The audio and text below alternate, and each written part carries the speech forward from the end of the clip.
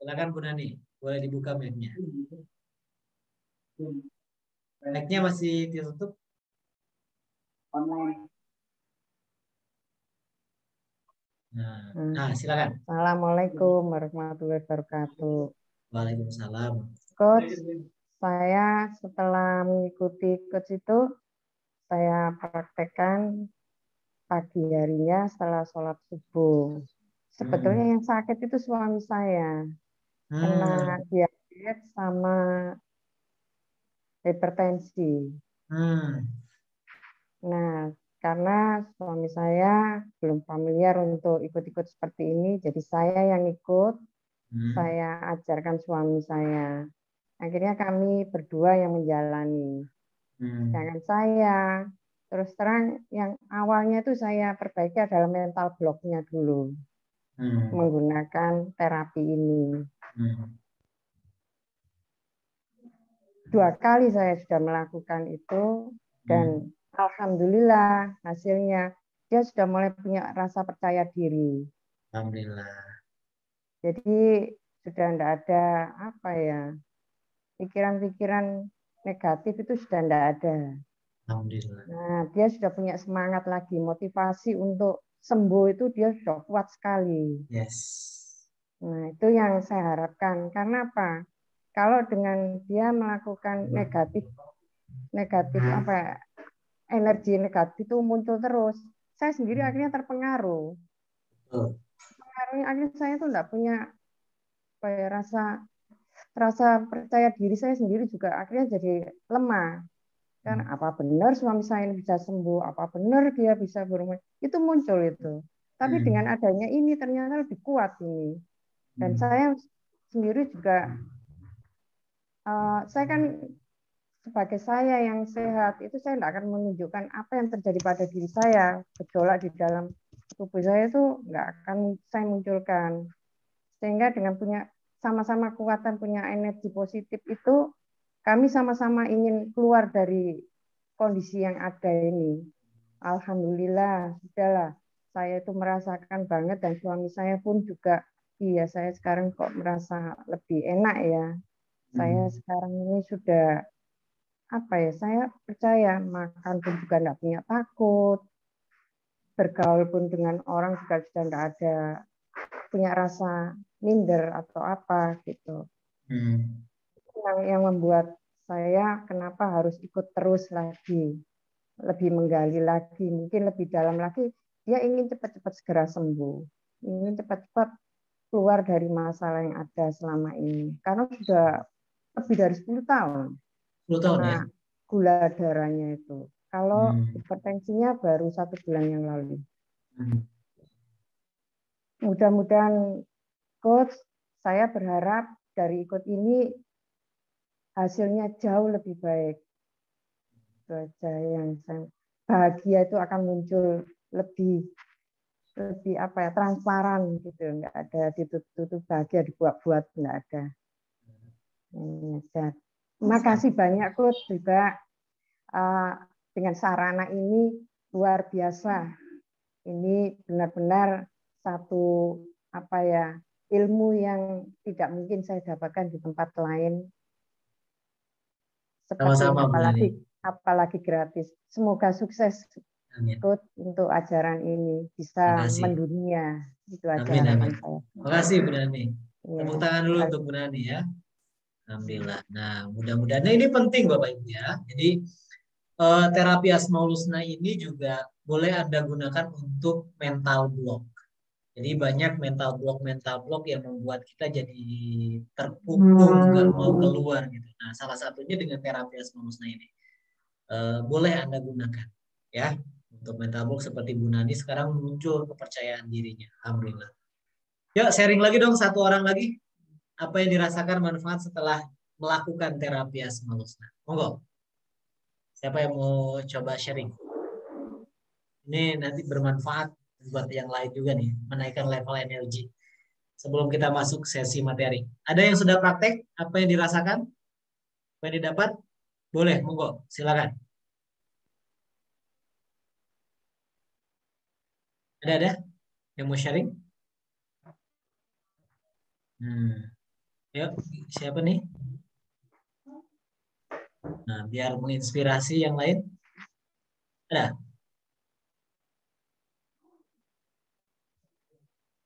Yang alumni, siapa yang sudah lama nih? Nah, kita coba tanya nih. Coba Putri Astuti. Nah, Putri itu udah berapa angkatan ikut? Coba kita tanya dulu.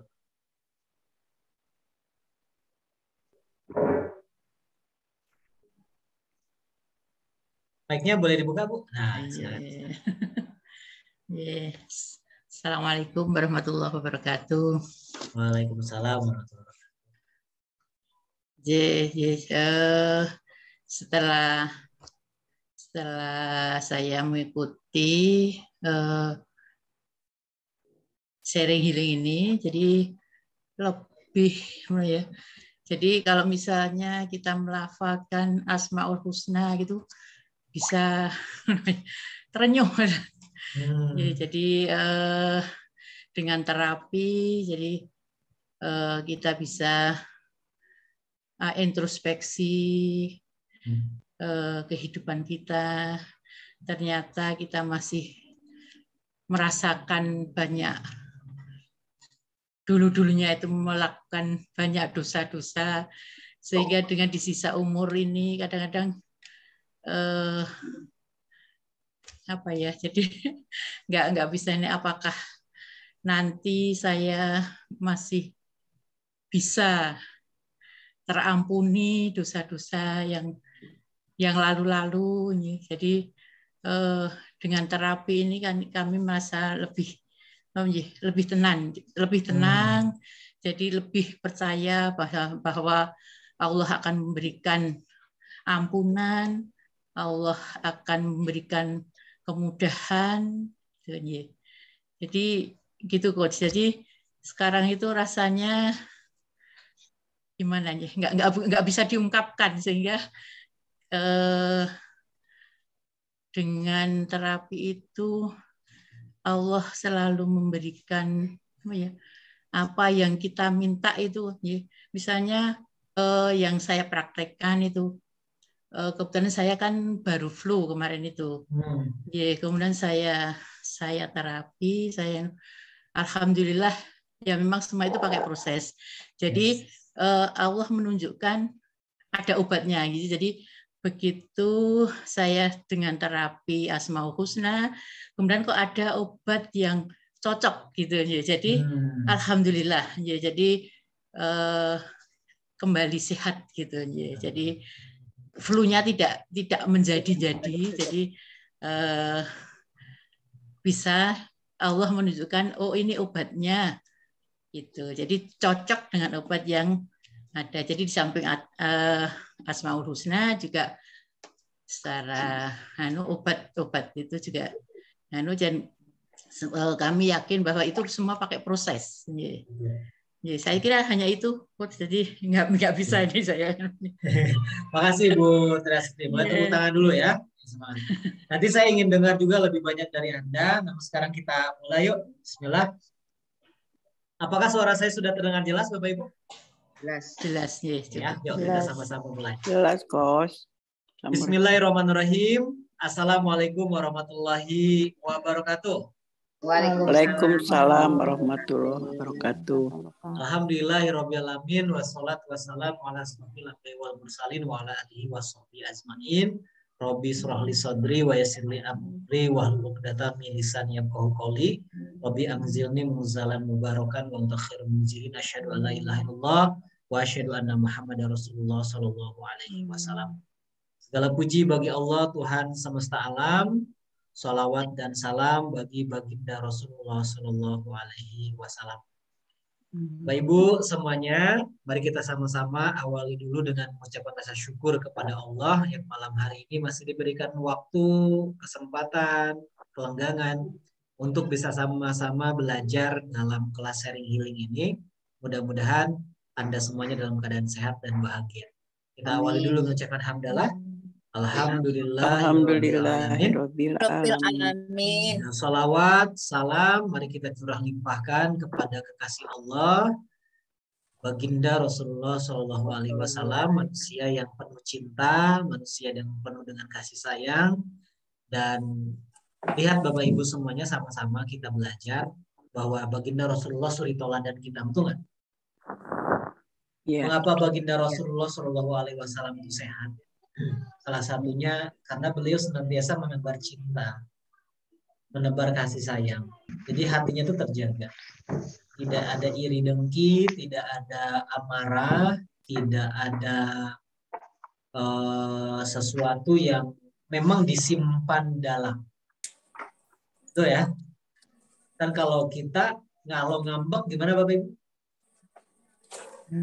Bisa berbulan-bulan, berminggu-minggu, betul ya? Tapi Rasulullah itu segera dilepaskan. Kenapa? Karena tahu kalau kita menyimpan emosi negatif di dalam, maka itu yang akan membentuk diri kita menjadi tidak sehat. Sehingga baginda Rasulullah pernah berpesan, kalau seandainya Anda marah, pastikan tidak lewat dari berapa hari? 3 hari. 3 hari.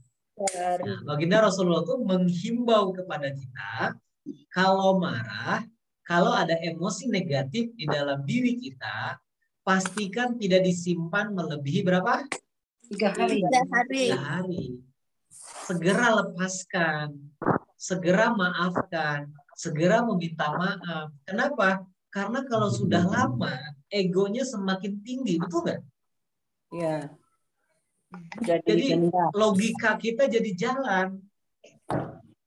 Sehingga ketika kita ditunda, akhirnya logika kita yang cerdas berpikir, ngapain sih minta maaf? Kan dia yang salah. Ngapain sih memaafkan? Dia yang pertama kali kok. Dia yang marah sama saya. Akhirnya jadi luka emosi nggak di dalam diri kita? Itulah yang disebut dengan cedera mental. Atau saya nyebutnya luka emosi. Jadi pastikan tidak lebih lewat dari berapa hari? 3 hari. Ya, syukur-syukur Anda berikan waktu 2 hari, 1 hari, bahkan lebih cepat lebih baik. Untuk apa? Agar hati Anda tidak terluka lebih dalam. Ya, jadi yuk sama-sama kita awali dulu dengan bersolawat kepada Tuhan. Allahumma sholli ala Sayyidina Muhammad wa ala ali Sayyidina Muhammad. Ibu pegang. Menarik Bapak Ibu semuanya, malam hari ini temanya apa? Sharing dan healing. Dengan terapi Asmaul Husna. Yang saya sharing di grup apa? Judulnya? Kenali luka emosi Anda sejak dini. Kenali luka emosi Anda sejak dini. Nah, ya, kenali luka emosi. Anda sudah tahu tidak luka emosi itu seperti apa? Waduh. Dan kita akan pelajari ya, agar kita tahu sejak dini itu saya itu ada luka emosi atau enggak sih? Saya itu betul-betul sehat atau enggak sih? Nah, kalaupun seandainya ada luka, gimana sih treatmentnya yang baik? Ya, boleh ya? Kita mulai ya. Ya, sama-sama kita berdoa dulu. Kita awali dulu dengan membaca surat Al-Fatihah. Mudah-mudahan kita semuanya dalam keadaan yang sehat dan Allah jaga hati kita, pikiran kita, lisan kita semuanya. Al-Hadidiyah Al-Fatihah.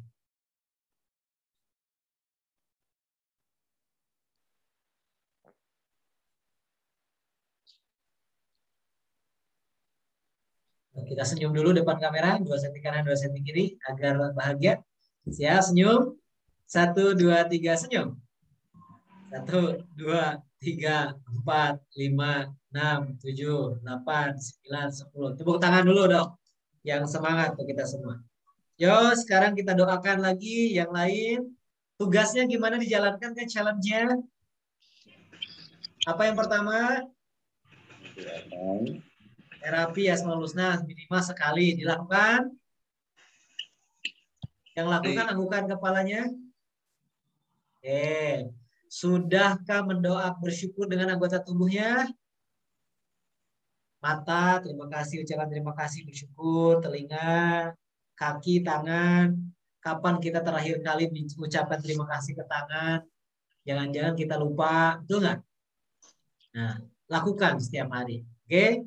Dan terakhir apa?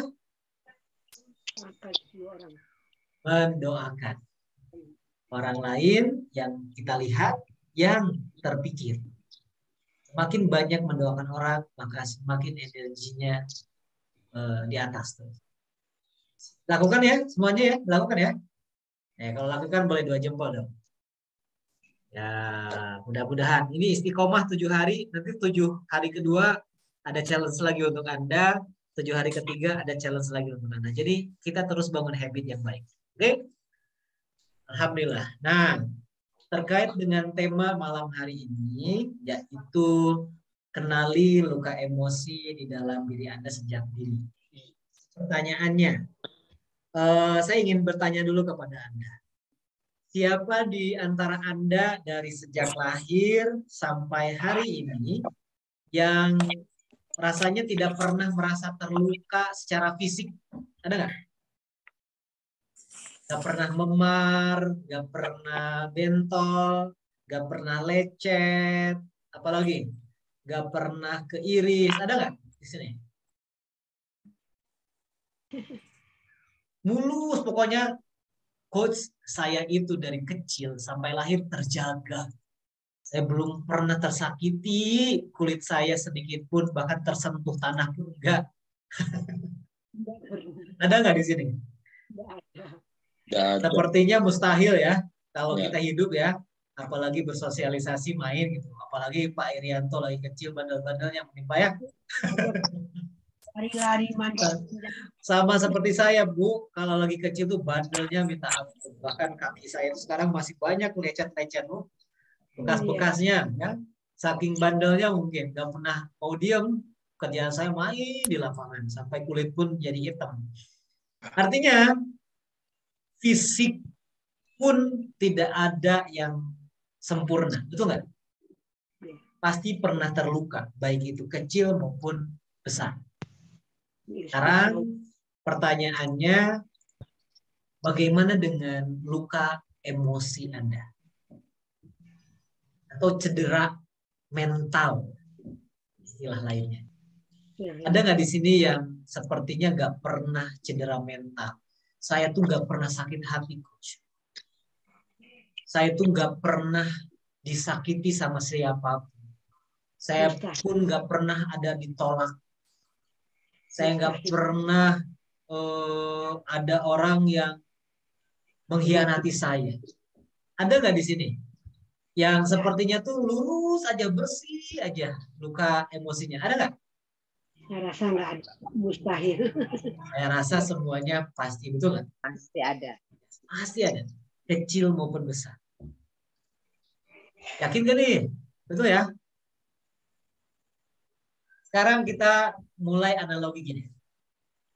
Kalau Anda terluka fisik, misalkan memar ataupun lecet berdarah, apa yang harus Anda lakukan biasanya agar luka itu tidak terlalu dalam atau tidak jadi infeksi? Apa yang dilakukan?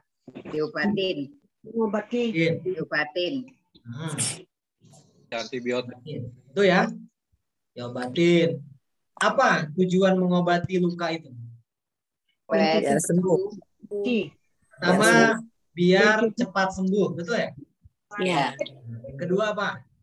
Supaya tidak infeksi. Biar tidak infeksi, karena kalau udah infeksi, semakin lama atau semakin cepat sembuhnya? Makin lama. Makin lama.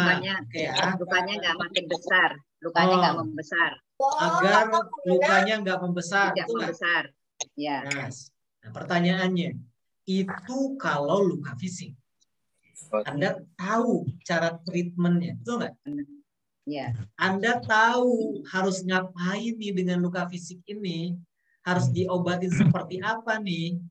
Itu kalau luka fisik.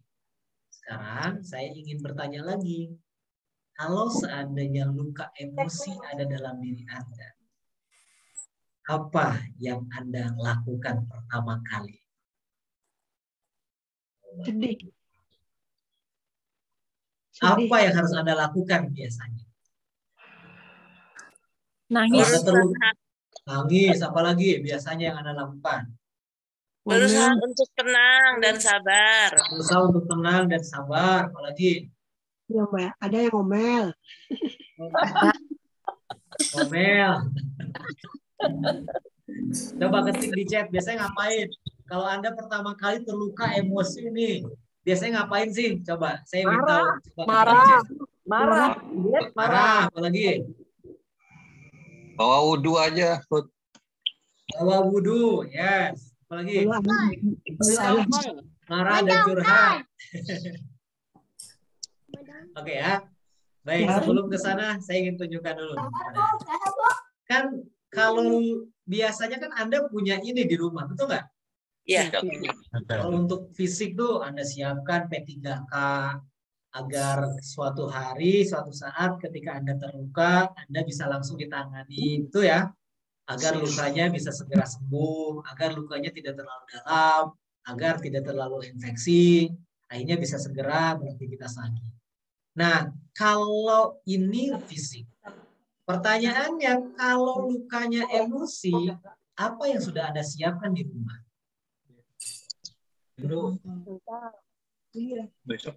P3K apa yang Anda siapkan? Paling diborong sama orang-orang penjual barang ya, Pak. Sekarang tolong katakan, mana yang lebih penting Bapak Ibu? Ya, tentu dua-duanya penting. Tapi pertanyaannya, mana dulu nih yang lebih penting? Yang di dalam atau yang di luar yang harus kita jaga? Dalam. Di dalam. Coba. Harus. Yang di dalam. Yang di dalam. Ya, kenapa yang di dalam itu sangat penting? Karena sepanjang saya menangani kasus terkait dengan luka emosi, apalagi luka emosinya yang sudah terlalu dalam, rata-rata ada gangguan. Di mana? Di fisik. Gangguannya kemana? Biasanya asam lambungnya naik. Tuh. Asam lambung naik. Jadi mah dulu nggak punya mah. Ketika stres, tahu-tahu lambungnya jadi sakit. Bahkan bisa jadi terluka lambungnya. Asam lambung. Ya, asam lambung naik. Sakit kepala. Sakit ulu hati. Sakit ulu hati. Di pundak terasa sakit berat. Tensi naik. Jantung berdebar lebih kencang. Betul nggak? Ya. Bahkan sampai lebih parahnya kesulitan tidur. Apalagi? Makanan gak bernafsu makan. Ya. Inginnya mata sudah capek, sudah lelah, tapi gak mau terlelap. Meskipun tidur, biasanya dibarengi dengan mimpi-mimpi yang buruk. Ada nggak di sini yang mengalami itu? Kalau ada di antara Anda seperti itu, waspada sejak dini, artinya ada sesuatu yang terluka emosi kita. Ya, dan nyambung nih. Siapa yang di sini yang merasa kesepian? Mendapat penolakan. Pernah mendapat penolakan? Pernah. Pernah kehilangan? Pernah. Pernah merasa rendah diri? Punya trauma? Ada, pernah. Ada ruminasi? Tahu ruminasi? Apa itu? Ruminasi itu Anda selalu mengingat luka-luka emosi di masa lalu. Kesakitan di masa lalu. Kesakitannya di tahun 90, sekarang tahun 2022. Tapi kalau Anda lagi ngobrol, selalu ingat kejadian itu. Selalu bayangan itu tuh muncul. Luka itu tuh selalu hadir. Oh iya, katanya cucu saya, iya. Nah, itu namanya ruminasi. Luminasi. Pernah Anda merasa kegagalan? Bahkan mohon maaf, kalau ada perceraian di antara Anda. Pertanyaannya, apakah ini semuanya menyebabkan hati kita, emosi kita terluka atau akan baik-baik saja? Terluka. Karena terluka. Secara sadar maupun tidak, ketika Anda mengalami ini semuanya, bisa jadi Anda akan terluka. Ya, artinya ini semua kan udah luka, betul nggak? Iya. Yes. Dan sekarang, kalau Anda pernah mengalami ini, kalau Anda sakit di fisik, Anda lari kemana? Ke dokter. Ke dokter. Tapi kalau Anda terluka secara emosi, biasanya Anda lari kemana? Ke Tuhan. Ke teman biasanya, betul nggak? Oh. Dari Kalau teman teman. bicara, curhat. Siapa yang suka curhat? Atau kita jadi perantaraan curhatan orang? Temen tuh kayaknya datang mulu ke kita, ceritain kejadiannya, peristiwanya, akhirnya kita ikut jadi mewek-mewek juga, tisu jadi barengan. Ada yang pernah gitu? Ya, pernah. Kadang-kadang pernah. Kadang-kadang pernah. Kadang pernah. Atau kita yang curhat juga sama orang. Ya, sama-sama saling-saling. Sama-sama, betul. Nah, Bapak Ibu semuanya, kalau Anda pernah mengalami luka ini, kalau Anda biarkan dan Anda menganggap ini biasa-biasa saja, mungkin secara fisikal, secara logika Anda biasa saja. Tetapi ibarat hati yang sudah terluka, atau ibarat inilah fisik yang terluka, ya kita menganggap gak sakit kok, udah biasa aja. Kan ada orang yang seharusnya mah sakit, tapi karena kuat, akhirnya dia biasa-biasa aja gitu. Betul nggak? Padahal lukanya masih ada, betul? Iya. Begitu juga dengan luka emosi. Banyak di antara kita yang hatinya terluka, emosinya terluka, tapi dianggap biasa saja. Itu bagus nggak, Coach? Nah, mari kita nanti sama-sama ya. Ini dua hal yang, karena ada 3 respon manusia, kan pernah saya sampaikan. Bahwa respon manusia dalam menghadapi persoalan luka emosi itu kan ada 3. Yang pertama, dia akan freeze. Dia lebih baik memilih diam. Tidak mau ngomong, tidak cenderung apa ya? Udahlah, biarkan luka ini ada dalam diri saya. Padahal itu sembuh atau tidak, menyembuhkan atau tidak? Tidak. Tidak. Akhirnya lukanya semakin dalam karena dibawa diam, nggak mau cerita. Nah, yang kedua, dia fly, dia menghindar, dia menjauh. Padahal persoalannya ada, tapi dia coba melarikan diri, nggak pernah diselesaikan. Lukanya dibiarkan menganga. Kalau namanya membiarkan luka menganga, kalau luka emosi itu ada yang mengistilahkan gini Bapak, sampah di dalam diri kita.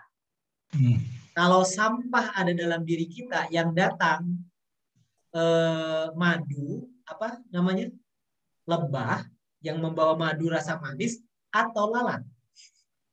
Lalat. Kalau banyak sampah di dalam hati kita, luka-luka emosi dalam kita, yang datang yang baik atau yang buruk?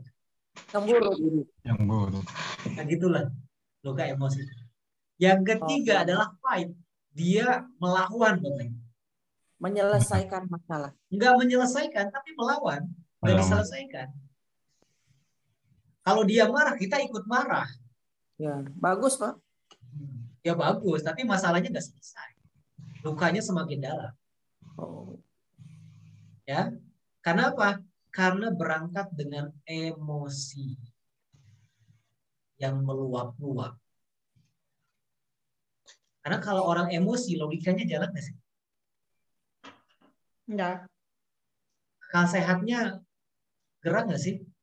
Kadang-kadang jalan, kadang-kadang. Namun kan biasanya ketika kita berantem emosi, logika kita kan hilang. Iya. Ya, karena ego kita yang naik, betul ya? Merasa kita yang paling benar. Akhirnya masalah pun tidak terselesai. Itu 3 respon manusia. Fight, freeze, fight. Nah, 3 semua ini tidak menyelesaikan masalah. Gimana dong Coach caranya? Nanti saya akan sampaikan kepada Anda. So, ini adalah luka emosi dalam diri Anda. Coba, saya yakin dan percaya Anda semuanya pernah mengalami ini. Betul nggak? Ya. Ada di antara Anda yang merasa ini pernah ada di dalam hidup kita. Iya, pastinya. Pasti itu. Artinya kalau Anda pernah mengalami ini, hati Anda pernah terluka. Emosi Anda saat ini bisa jadi sedang terluka. Besar kecilnya, depend on you.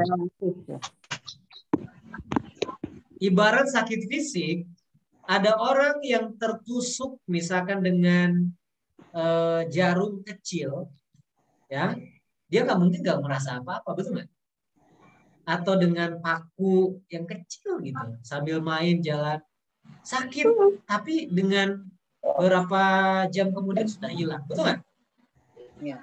Tapi ada dia yang misalkan lukanya dalam, seminggu, sebulan, bahkan bertahun-tahun Bapak Ibu dengan sakit fisik ini. Begitu juga dengan luka emosi. Banyak nggak yang menyimpan luka emosinya bertahun-tahun? Ada? Capek. Itu melelahkan ya, Coach? Iya. Ada nggak yang menyimpan emosi puluhan tahun? Ya, ibarat orang putus cinta itu. Ada. Yang broken heart itu. Ya. Ada nggak orang yang menyimpan kemarahan puluhan tahun dalam dirinya? Ada. Ada. Ada. Ada. Tapi Karena Coach, seperti yang pernah saya sampaikan, mungkin ada angkatan sebelumnya. Saya pernah menangani satu klien yang dia menyimpan emosinya 38 tahun. Berapa tahun? 38 tahun. 38 tahun dengan kemarahan, luka emosi yang belum pernah ditangani. Masya Allah. Biasanya orang yang seperti itu dia sudah mati rasa. Luka itu ibarat biasa. Tapi pertanyaannya, apakah tubuhnya mau menerima? Tidak. Tubuh kita itu fitrah, Bapak. Kalau ada sesuatu yang negatif di dalam tubuh Anda, dia akan memberikan sinyal. Dia akan memberitahu kepada kita bahwa kita sedang tidak baik-baik saja. Contoh apa? Demam. Demam kan sebuah sinyal, betul kan? Iya. Bahwa kita itu sedang tidak baik-baik saja. Artinya baik tidak demam itu? tidak. Bisa jadi baik. Kenapa? Karena dia sedang memberitahu bahwa kita sedang tidak sehat. Ada sesuatu yang harus diselesaikan. Ya, kadang-kadang demam itu membawa kebaikan untuk kita. Coba kalau orang yang tidak demam, misalkan sakit apa yang tiba-tiba langsung dok, tapi nggak demam dulu. Bahaya tuh. Ya. Kemudian Bapak Ibu semuanya, fisik ini kalau ada hal-hal yang negatif dalam tubuh, dia akan berontak. Maka apa? Kalau dia terluka emosi larinya, biasanya yang klien yang saya tangani adalah rambutnya sudah rontok. Bapak. Masih muda. Masih muda. Di CT scan baru di bawah 40 tahunan. Di CT scan ke dokter, dicek, gak ada apa-apa, normal-normal saja. Lambungnya sering sakit. Dicek ke dokter, normal kok, gak ada apa-apa. Apalagi udah gatel-gatel, penuh dengan fisiknya sudah penuh dengan kesakitan. Kenapa? Bukan karena luka fisiknya, tetapi karena luka emosinya yang harus selesai. Ya? Kalau ada seperti itu, hati-hati Bapak. Nah, sekarang saya ingin tunjukkan kenapa luka emosi itu terjadi. Biasanya ada harapan, yang tidak sesuai dengan kenyataan. Inginnya suaminya begini, tapi kok jadinya begitu. Luka nggak? Iya. Luka. Seperti Lydia dengan siapa? Aris. Film apa tuh sekarang? Tayangan putus. Nah itu semuanya kan menyimpan luka emosi, betul kan? Kenyataan sesuai harapan ya. Tidak sesuai harapan. Ya. Kenapa? Sehingga kalau Anda banyak berharap, nih, tapi kenyataan tidak Anda terima, Anda siap-siap Siap-siap. terluka. Ini stres ini ya Pak. Jadinya stres. Iya. Ya. Kenapa? Karena harapan itu biasanya fokus poinnya keluar, betul nggak? Kapan bayar? Keluar, banyak harapannya keluar, akhirnya dia lupa sesuatu yang ada di dalam. Kenyataannya tidak sesuai, akhirnya luka emosi. Kalau sehari is okay, seminggu is okay, tapi kalau Anda simpan berbulan-bulan, disimpan bertahun-tahun, puluhan tahun, siap-siap ibarat luka yang dalam, mudah disembuhkan atau perlu waktu yang lama? Lama. Begitu juga dengan luka emosi. Kalau Anda biarkan, biarin aja deh. Apa-apa deh. Emang hidup saya seperti ini kok. Padahal sakit, tapi Anda biarkan. Anda tidak mencoba berdamai, tetapi Anda coba keluar, melarikan diri dari kenyataan yang seharusnya Anda selesaikan. Bukannya selesai, tetapi lukanya semakin dalam. Nah, coba kita deteksi dulu nih. Anda di mana? Apakah ada tidak dalam diri Anda? Orang yang cemas itu biasanya nih, ada gemetar di tubuhnya. Nafas terasa sesak, Bapak Ibu. Kadang-kadang rasa gugup, tak berdaya. Merasa ada ancaman, bahaya padahal biasa-biasa saja. Orang yang cemas biasanya memandang orang lain itu sepertinya dia benci ke kita. Padahal mah enggak. Ya, orang-orang tuh berasa kok jahat ya ke saya. Padahal biasa aja, hati kitanya saja yang terluka, betul nggak? Jadi gini, kalau Anda memar di tangan atau di badan Anda, kesenggol dikit, sakit nggak? Sakit. Anda marah nggak? Kalau Ada. tiba-tiba ada orang teman Anda tuh pegang, bro, tapi Anda sedang sakit, memar, kerasa nggak sakitnya? Bisa langsung naik kan emosinya, benar nggak? Iya. Yes.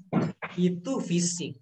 Nah, kalau ada orang yang dikit-dikit tersinggung, dikit-dikit ngambek, lihat orang kayaknya tuh, benci aja, padahal nggak apa-apa. Hati-hati, bisa jadi terluka emosinya. Artinya dia sedang terluka, perlu bantuan.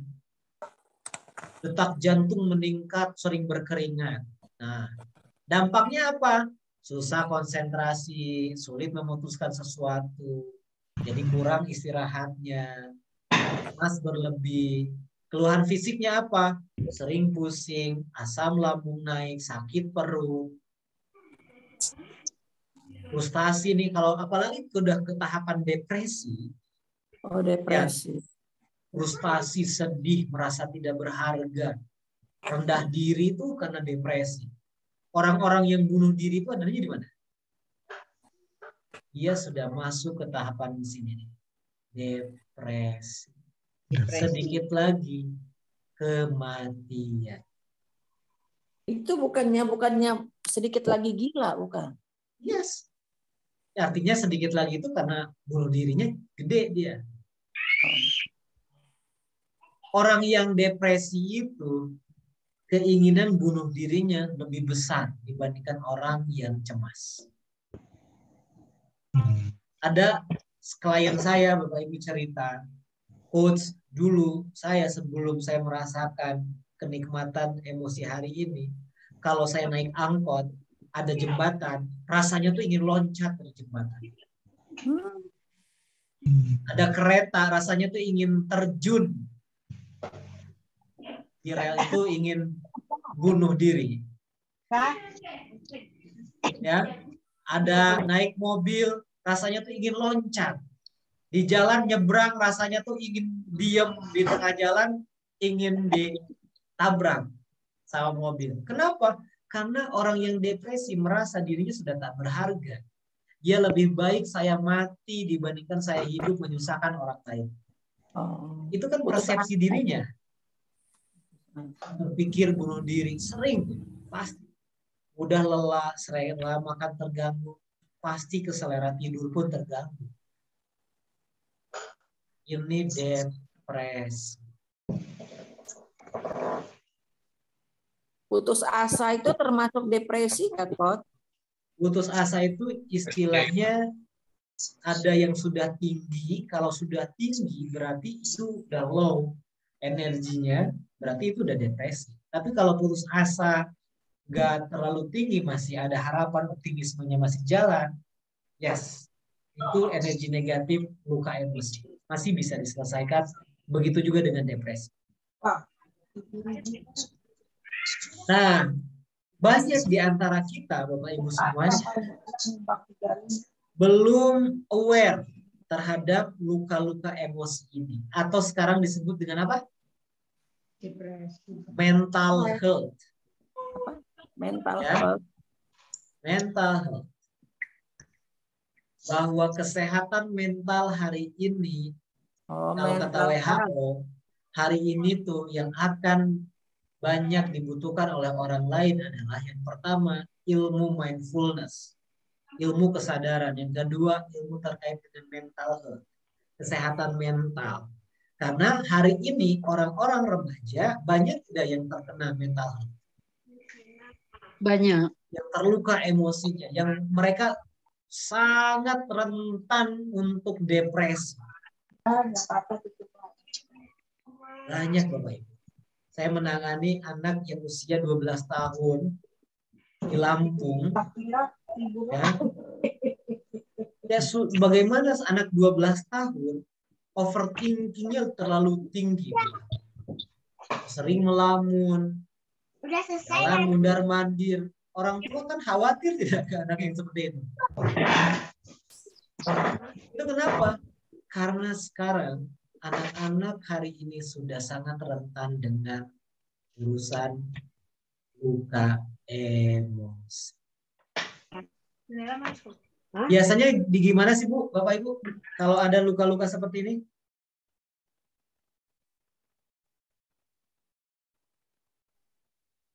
Biasanya gimana? Bawa jalan aja, Coach. Apa? Dibawa traveling, hilang. Bawa traveling. Apalagi? Pokoknya dibawa santai aja, ya. Bawa ngaji, Coach. Bawa ngaji, ya. Sama lagi.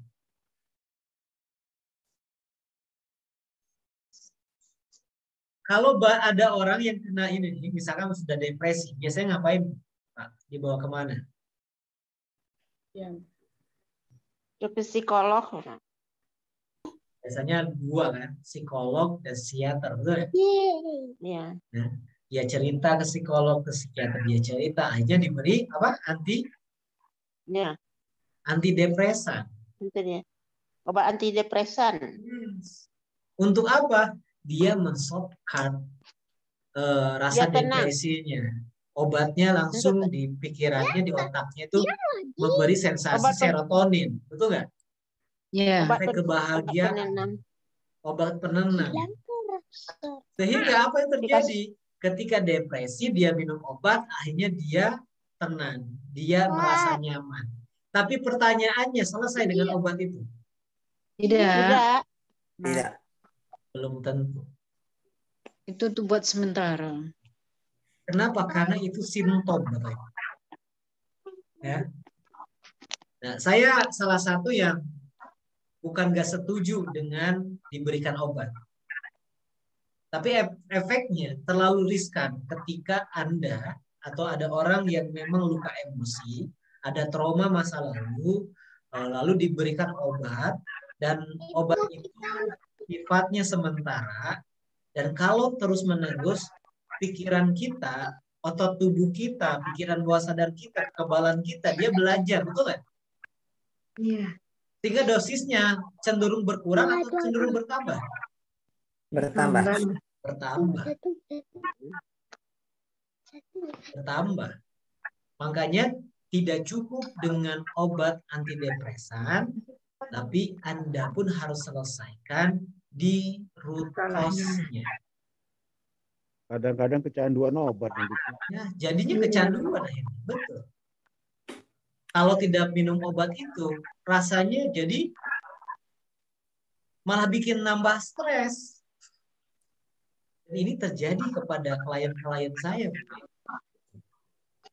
Ketika sudah minum obat, sudah lama bertahun-tahun, bukannya sembuh, tetapi malah kecanduan, lupa minum obat, malah menjadi-jadi. Yang harus kita selesaikan adalah root cause-nya. Root cause. Awal mula terjadi hal yang tidak nyamannya. Ibarat efek bola salju. Salju itu kan awalnya langsung besar atau kecil, Bu? Bola salju itu. Kecil kan? Ngegelinding, semakin besar, betul? Ya. Nah, dengan obat itu adalah salah satunya menyelesaikan apa yang terjadi di luar itu saat itu. Tetapi root cause-nya yang awal pertama kali muncul di bola yang kecil ini, harusnya ini dulu yang diselesaikan, ini yang ditenangkan. Sumbernya dari mana? Dicari. Dicari, betul. Dicari ini. Seperti beberapa case yang saya tangani. Ada dia, Bapak Ibu, yang kalau Anda normal, tidak terluka emosi, tidak ada trauma, maghrib, Anda tenang-tenang aja nggak? Mau keluar, Anda nyaman-nyaman aja nggak? Bagi Anda yang tidak ada trauma, Anda nyaman aja keluar, betul nggak? Iya. Tapi ada klien saya datang saat itu, coach, saya pengen ngobrol. Saya sudah lama seperti ini. Saya sudah bingung mau ngapain. Setiap maghrib, gelap lampu, saya ketakutan. Saya tidak mau tidur sendiri di kamar, serasa banyak hal-hal yang membuat saya takut. Akhirnya saya susah tidur. Apa yang terjadi? Ternyata Bapak Ibu ketika digali ke belakang, ada root cause yang membuat dia seperti itu ketika usia 2 tahun. Di rumahnya saat itu orang tuanya banyak hal-hal yang aneh, datang tetangganya bawa apa, sehingga itu ditangkap oleh anak seusia 2 tahun, menyeramkan. Ya, ada guna-guna dan sebagainya, dan itu dibawa sampai usia dia 35 tahun. Kebayang nggak, tersiksa nggak orang yang seperti itu? Setiap malam nggak bisa tidur karena ketakutan. Akhirnya kita tarik mundur ke belakang, apa yang membuat orang ini kok nggak bisa tidur? Kok ketakutan maghrib? Artinya kan ada isu, betul ya? Isunya apa? Ternyata ketika usia 2 tahun. Ada lagi yang datang. Usianya apa? Ketika usianya 4 tahun. Padahal dia sekarang usianya berapa? 40 tahun. Kita nggak nyewa, disewa sama dokter. Dan believe it or not, Bapak Ibu semuanya, rata-rata luka-luka emosi ini datang diakibatkan oleh orang-orang terdekat kita. Terutama siapa? Orang tua. Orang tua kita. 95% case yang saya tangani rata-rata trauma di masa lalunya akibat pola asuh orang. Salah. Apakah orang tua kita salah? Enggak. Tidak. Lingkungan. Karena orang tua kita pun sama, dia pun korban pola asuh orang tua. Jadi apa yang harus kita lakukan ketika kita sudah terjadi luka emosi dalam hati kita? Tidak ada cara lain selain menerima. Selama Anda menyelesaikan dengan terus menyalahkan, ini karena orang tua saya karena begini karena orang tua saya, begini karena teman-teman saya. Tidak pernah menyelesaikan persoalan, tidak pernah mengobati luka, yang ada malah menganggap. Dan believe it or not, 95% yang saya tanganin semua rata-rata berangkat dari orang.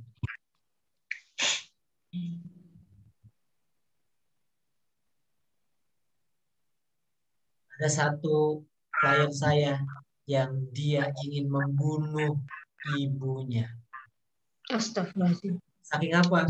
Saking terluka emosinya. Kenapa? Karena ditangkap maknanya buruk oleh anaknya. Ibunya mungkin merasa nggak apa-apa, biasa-biasa saja. Bahkan kondisi seperti itu dia bawa ke dukun. Kondisi seperti ini dia bawa ke orang pintar. Dia bawa, padahal persoalannya ada di siapa? Ibunya sumber persoalannya. Nah, hal-hal seperti itu muncul, luka-luka seperti itu ada di masyarakat. Oleh karena itu, Bapak Ibu semuanya, kenali hari ini. Kalau seandainya itu pun ada di antara anak kita, segera selesai. Segera tanyakan. Kalau seandainya ada pola asuh yang terlanjur kita lakukan salah, ada yang kurang tepat, segera minta maaf. Akui. Karena bisa jadi itu menyimpan luka di hati anak kita. Dan believe it or not, ada salah satu mahasiswa di ESQ Business School. Luka emosi, dia nggak punya nomor orang tua. Nggak mau menyimpan nomor handphone orang tua. Kenapa? Karena ada luka di dalam hati. Secara fisikal dia mampu. Semua barang dibelikan. Tetapi waktu untuk anaknya sibuk kerja. Akhirnya anak itu beranggapan orang tua saya tidak ada. Dia tidak pernah ada untuk saya. Itu ditangkap tuh sama anaknya maknanya. Padahal orang tua kerja seperti itu untuk siapa? Anak. Untuk dia. Tetapi makna yang ditangkap berbeda.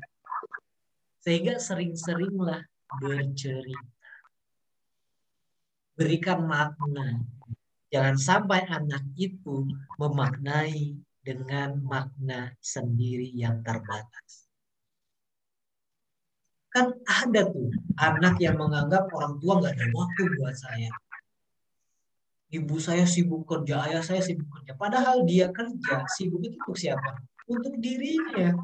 Tetapi dimaknai anaknya berbeda. Itu yang membuat terluka.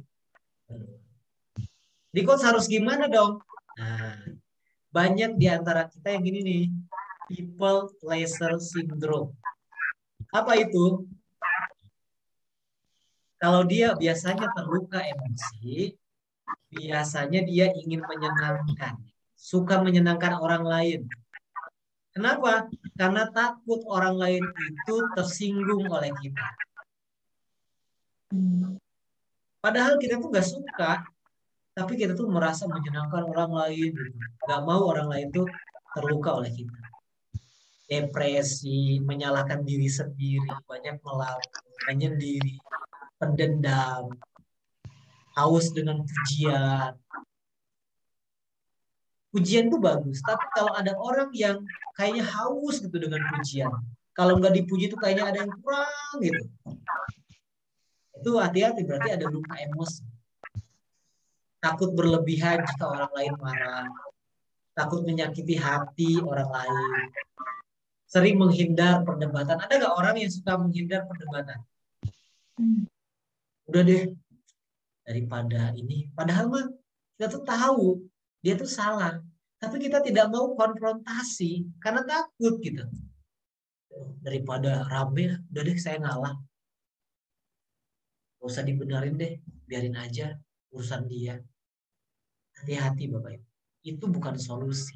Tetapi bisa jadi hati kita sedang terluka karena ada trauma-trauma masa lalu, sehingga kita menghindari perdebatan yang seharusnya kita selesaikan. Nah, ini salah satu people pleasure syndrome. Orang yang depresi itu bisa jadi Bapak Ibu di hadapan kita, dia bisa tertawa. Di panggung dia bisa bercanda, di panggung dia bisa hebat, di panggung di hadapan orang lain dia bisa seolah-olah dia bahagia. Tetapi ketika sendiri dia tersiksa. Contoh siapa? Coba artis-artis yang akhirnya bunuh diri. Padahal kalau di panggung dia merasa oke aja. Mungkin Anda kenal dengan Whitney Houston? Penyanyi? Iya.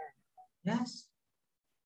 Dia di panggung tidak ada wajah-wajah dia tuh depresi. Menyenangkan. Tetapi ketika sendiri, sebetulnya dia menghadapi depresi dengan dirinya sendiri yang luar biasa.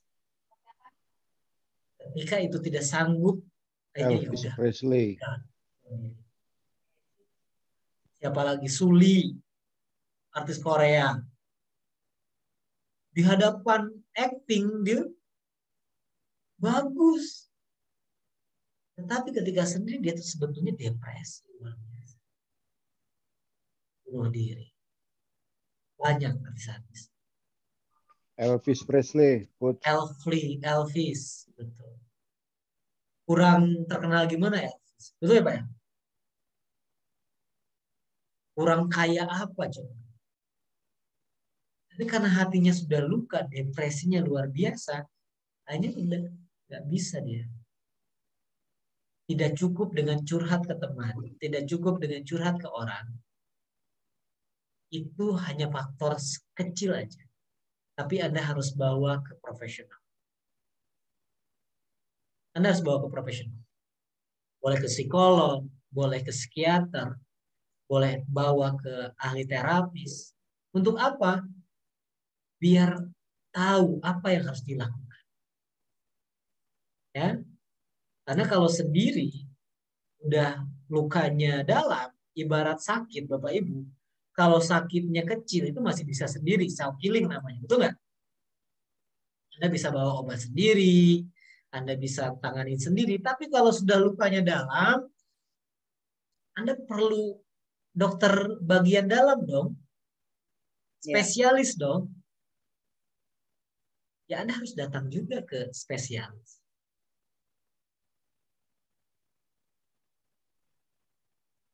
Agar apa? Agar lukanya tidak terlalu dalam. Saya suka dengan seperti ini nih. Analoginya Bapak Ibu. Hati yang terluka seperti ini. Kenapa Anda baik-baik saja? Padahal hati Anda sedang terluka. Kenapa banyak orang yang masih bisa tertawa? Ya orang depresi itu gini nih. Dia masih bisa tertawa di hadapan orang karena dia punya pertahanan diri, Bapak Ibu. Tubuhnya menganggap ketika luka emosi terjadi karena sering sudah terbiasa, akhirnya dia menganggap sudah biasa. Aku mah biasa dibeginiin. Aku mah biasa dimarah-marahin sama suami. Ada kan istri yang dibego-begoin sama suami. Dikata-katain kasar. Dia berontak nggak bisa. Takut. Dia mau melawan juga nggak bisa. Akhirnya apa? Lukanya disimpan sendiri. Padahal marah. Padahal kecewa. Padahal terluka. Akhirnya ditutup dengan sistem pertahanan diri. Di hadapan suami masih bisa senyum-senyum. Masih bisa melayani. Masih bisa jalan bareng padahal hatinya terluka. Kenapa? Karena ada sistem pertahanan diri kita ya. Kalau itu dibiarkan, semakin dalam, semakin dalam, semakin dalam, tidak akan pernah menemukan kebahagiaan. Mungkin Anda hidup bertahun-tahun, berpuluh tahun, tapi rasanya ya gitu deh. Mungkin di hadapan suami yes, atau di hadapan istri yes, atau di hadapan teman Anda atau orang tua siapa yes. Tapi karena citra diri kita sudah bekerja. Ibarat Elvis Presley, ibarat siapa? Artis yang bunuh diri itu. Ya di hadapan penggemarnya dia baik, citra dirinya yang muncul, betul nggak? Ya, betul. Padahal di dalamnya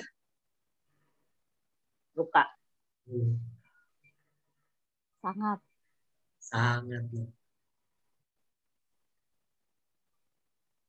Akhirnya ya terjadi begitulah. Jangan sampai kita seperti itu. Maka apa yang harus kita lakukan? Segera selesaikan. Jangan anggap luka-luka emosi itu hal yang biasa. Ya, jangan anggap. Kenapa kita menganggap biasa? Karena kalau luka fisik kan nampak di dalam, di luar. Tapi kalau luka emosi kan nggak muncul, betul nggak? Betul. Yang Anda rasakan kan Anda sendiri. Lukanya di sini, ini Anda munculnya cinta, senyum ke orang, padahal apa? Di sini nih luka nih. Nah, Anda nggak bisa menyembuhkan dengan sendiri kalau lukanya sudah terlalu dalam. Anda perlu spesialis. Anda perlu ekspertis. Anda perlu orang lain untuk menyelesaikan luka ini yang sudah menganga di dalam. Kalau Anda sendiri mungkin di permukaan bisa nih. Ya. Tapi kalau sudah masuk ke ranah dalam, yang case kejadiannya itu puluhan tahun yang lalu, mungkin bisa jadi sampai di dalam perut ibu kita pun itu bisa jadi trauma. Ya. Apakah depresi itu diturunkan, bisa diturunkan? Coba, pertanyaannya apakah depresi itu bisa diturunkan, Bu? Pak, Anda depresi nih. Jadi orang tua. Anda mengandung, Ibu. Pertanyaannya, anak Anda ada kecenderungan untuk depresi atau tidak? Ya depresi. Belum tentu. Bisa. Karena nggak bahagia janinnya. Yes. Bahkan 20-50% anak kita bisa jadi depresi. 20-50. Ada salah satu terapis juga Bapak Ibu. Ya. Dan ketika beliau di terapi, believe it or not, kejadiannya waktu kapan? Ketika beliau di dalam kandungan ibunya. Dia sudah mendengar perasaan, sudah merasakan perasaan ibunya saat itu. Dia sudah mendengar bagaimana peristiwa-peristiwa tidak menyenangkan dialami oleh ibunya. Dan itu terekam jelas ketika dia dalam kandungan. Betul nggak? Usia sudah 4 bulan kan sudah ada pendengaran. Ya, sudah ada perasaan. Ketika ibunya sedih, kerasa nggak kejadian? Merasa. Ketika ibunya sakit, kerasa nggak?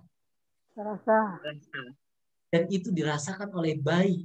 Dan ketika tumbuh kembangnya, dia membawa perasaan-perasaan itu.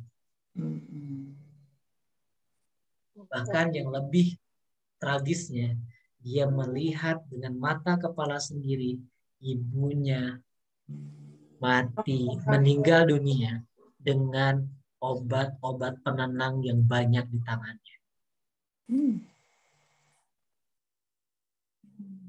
Apa namanya? Overdosis. Karena efeknya sudah terlalu tinggi. Stres dikit, minum obat. Stres dikit, minum obat. Stres dikit, minum obat. Ini gimana? Dan dia melihat, akhirnya apa yang membuat beliau ingin jadi seorang terapis? Ya ingin orang-orang yang seperti dirinya tidak mau seperti dirinya melihat ibunya meninggal dengan obat-obatan penenang yang seperti itu. Karena lagi-lagi dosisnya bertambah nggak? Tambah. Awal-awal mungkin 1 butir, udah nggak kena tuh, tambah lagi 2 butir, nggak kena lagi tuh, udah nggak ngefek, tambah lagi nggak ngefek, tambah lagi nggak ngefek, tambah lagi, akhirnya semakin banyak. Akhirnya mau nggak mau overdosis. Dan itu banyak yang terluka hatinya. Kuncinya apa Bapak Ibu? Sudah di titik 0. Acceptance. Apa? Terima bahwa itu jadi bagian takdir yang ada dalam hidup Anda. Let's say misalkan mohon maaf perceraian. Itu kan satu peristiwa yang tidak bisa dihindarkan oleh Anda. Ketika Anda terus berontak menyalahkan suami Anda, menyalahkan istri Anda, menyalahkan anak Anda semakin kecewa, terluka semakin dalam, semakin sulit Anda move on. Semakin depresi tidak. Tapi kalau Anda mengawali dengan menerima ini sebuah takdir yang Tuhan berikan kepada saya, salah satunya itu sudah merilis sedikit lukanya. Paling tidak logikanya masih jalan dan dia mencari alternatif lain untuk menyelesaikan lukanya. Clear ya Bapak Ibu ya? Ya. Jadi luka emosi itu ada nggak? Ada. Depresi itu ada? Ada.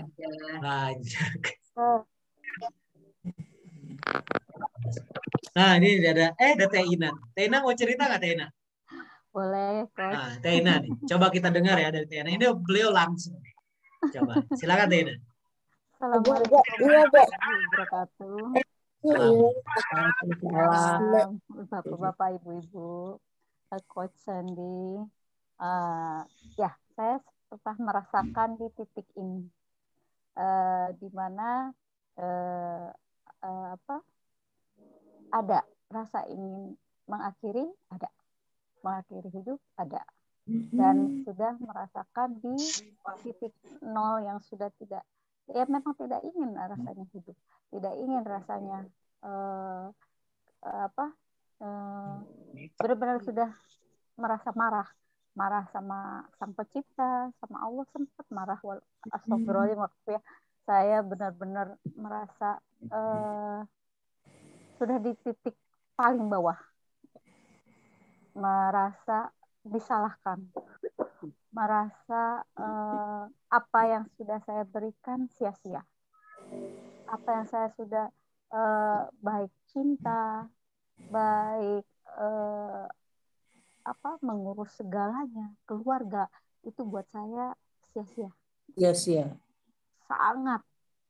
Karena semua saya sudah berikan segalanya. Dan ketika saya sakit hati ini, dan akhirnya saya bercerai, karena ada something ya, suami, dan akhirnya berpisah, dan itu buat saya sangat luka hati, luka yang sangat dalam sekali, sampai akhirnya memilih untuk mengakhiri hidup karena sangat dalam sekali sakitnya, dan saya tidak memikirkan apapun gitu. Anak apa segala sudah buat saya hidup ini apa ya, nggak berarti gitu. Sampai akhirnya saya menyalahkan Sang Pencipta. Itu yang paling saya di titik paling bawah itu, sampai saya marah kepada Sang Pencipta itu. Dan alhamdulillah saya dengan ISQ, alhamdulillahnya sudah mengenal ISQ. Saya sempat ingin bunuh diri itu berkali-kali. Saya sempat ingin mengakhiri di meloncat dari jembatan ke kali. Wow. Itu awalnya. Jangan, Bu. Dan alhamdulillahnya saya mengingat semua apa yang pernah saya bicara dengan Pak Ari tentang takdir. Dan saya waktu pertama saya mengikuti ISQ, saya pernah bertanya pada guru Pak Ari, saya katakan yang teringat ketika saya ingin meloncat saat itu, Allah memberikan saya ingatan ketika saya berbicara dengan Pak Ari tentang takdir. Saya bertanya Pak Ari, saya katakan percaya atau tidak nih dengan takdir gitu. Takdir itu buat saya karena ternyata Pak Arif katakan saya benci dengan takdir, saya katakan gitu. Ya, apakah saya harus percaya dengan takdir? Dan Pak Arif mengatakan pada saya, takdir itu ada takdir yang bisa dirubah, ada takdir yang tidak bisa dirubah. Itu yang saya ingat. Ketika saya ingin meloncat, kata-kata yang sudah 4 tahun saya awal pertama ikut ISQ itu muncul. Takdir bisa dirubah. Yang bisa dirubah itu. Ya. Dan saya akhirnya ingat Allah. Dan jika ini takdir ini bisa dirubah, beri saya jalan. Dan saat itu saya dibawa ditunjukkan sama Allah jalan itu menuju ke masjid. Alhamdulillah saya menuju ke masjid. Tapi tidak di situ saja. Setelah beberapa hari saya terus dicampur dengan permasalahan yang akhirnya hingga drop betul-betul. Dan akhirnya saya membenci Sang Pencipta, dan akhirnya saya memotong kampus saya sampai habis. Dan tangan saya kenapa itu? Pertama awalnya dengan pisau. Dan anak saya teriak memanggil saya. Kedua kalinya saya dengan memecahkan gelas. Saya kena di saya. Itu. Sampai akhirnya saya rasanya tidak ingat apa-apa, sampai saya itu udah benci aja dengan segalanya. Saya benci dengan kehidupan saya. Saya marah dengan diri saya. Nggak berarti hidup saya. Dan alhamdulillahnya saya dibantu. Akhirnya saya coaching ya. Coach ya. Dibantu dari ISQ, saya coaching. Dan saya memohon, kembalikan saya untuk mengingat Allah. Kembalikan hati saya kepada Allah. Terima kasih, Rena. Alhamdulillah, sampai saat ini saya bisa berdiri lagi, saya bisa semangat lagi, dan saya dengan anak-anak saya semangat lagi untuk kembali lagi ke hidup. Ya, betul. Saya bisa kuat dan bisa mengingat kembali dengan nama Allah. Alhamdulillah. Tepuk tangan dulu dong untuk Teina ya. Baik. Kenapa saya minta beliau sharing? Karena beliau sudah selesai. Artinya ya ada gitu ya contoh di antara kita di luar sana yang ya banyak seperti Teina lain. Dan lihat ini nih. Ini udah dalam fase depresi, betul nggak? Iya. Udah fase lihat ingin bunuh diri. Pasti selera makan terganggu, tidur pun nggak pernah nyenyak. Kenapa? Kan udah di sini nih. Merasa orang yang depresi, orang yang luka emosi itu merasa dirinya nggak berharga. Ngapain sih? Lebih baik gue mati aja deh. Nggak berharga kok. Mau ngapain juga hidup nyusahin orang. Itu kan dalam pikirannya. Nggak tertarik lagi dengan aktivitas normal. Itulah orang-orang yang depresi. Hati-hati. Dan itu harus diselesaikan. Semakin dalam, bunuh diri semakin dekat. Kematian semakin dekat dengan Anda. Ya. Nah, karena itu Bapak Ibu semuanya, saya bersama tim saya, teman-teman saya, para terapis ini, membuka ini nih di Bandung. Ada namanya YSQ Rumah Coaching dan Healing. Untuk apa? Kami punya eagerness, punya semangat, ingin membantu orang-orang yang memang terluka secara emosi. Ingin membantu mereka yang, ayo kalau ada persoalan, sudah kita ngobrol aja di sini. Gitu. Kita selesaikan di sini. Ada yang datang dari Tasik, datang dari Jakarta. Sama-sama kita ikhtiar di sini. Ini eagerness saya dan bersama tim para terapis untuk membantu mereka yang memang ada luka-luka emosi yang tidak bisa selesaikan dengan sendiri. Kenapa Bapak Ibu? Karena kalau Anda tidak tepat menanganinya, ibarat Anda hujan, Anda tuh terus aja, Anda bawa tempat nih. Bawa jadi masalah. Bawa apa nih ketika muncul marahnya, Anda redakan marahnya. Ketika muncul egonya, sempat tersinggungnya, Anda redakan tempat tersinggungnya. Padahal yang harus Anda selesaikan apa? Kalau rumah bocor? Gentengnya. Gentengnya, ada tapal gentengnya. Bukan Anda cari ember sebanyak-banyaknya. Tapi Anda tutup tuh awal yang membuat rumah kita tuh bocor tuh di mana. Nah itu datang Anda ke para terapis, Anda datang ke psikiater, Anda datang ke psikolog untuk apa?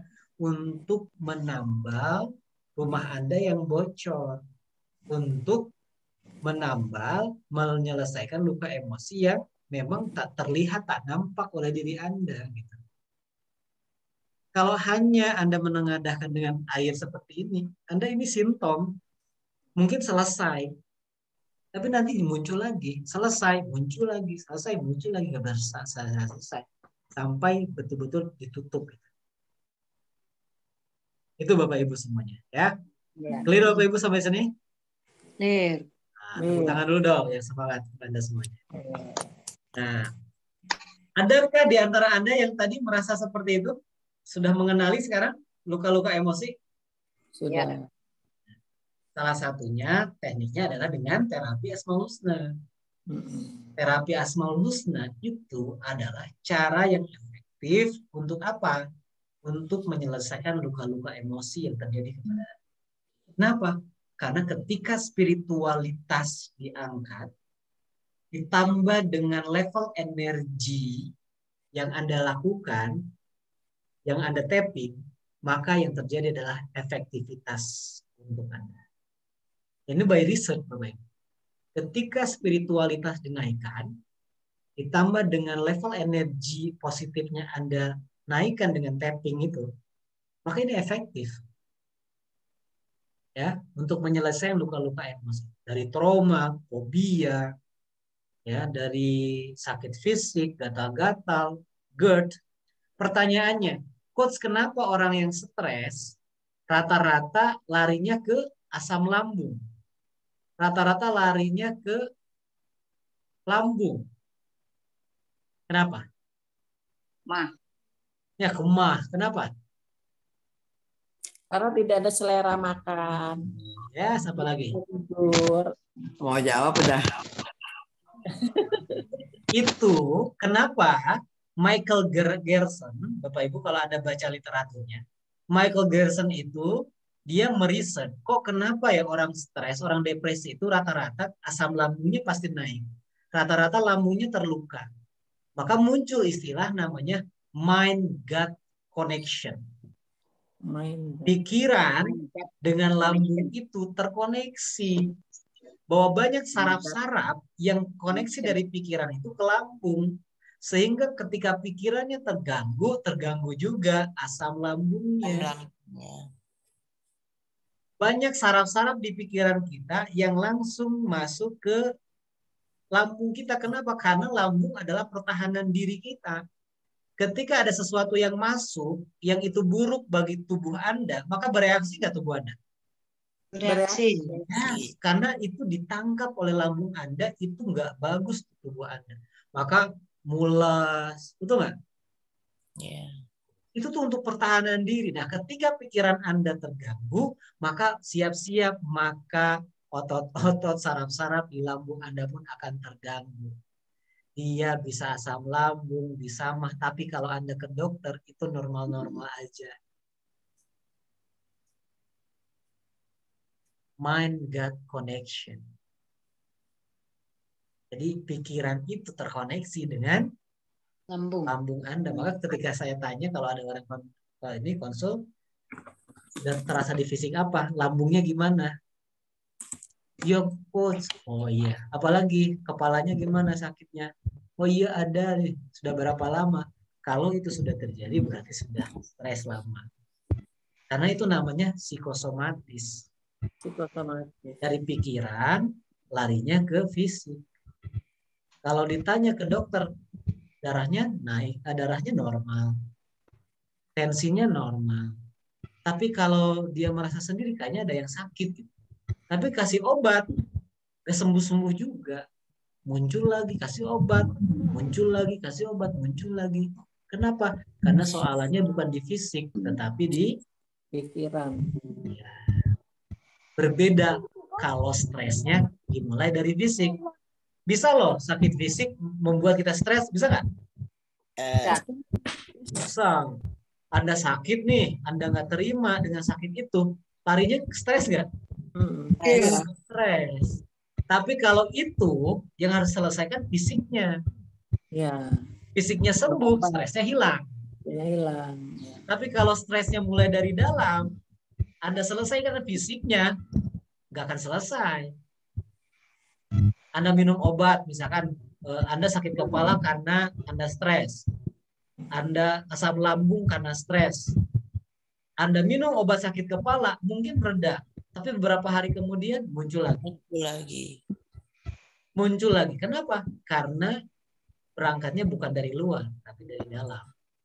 Tapi berbeda orang stres karena sakit fisik.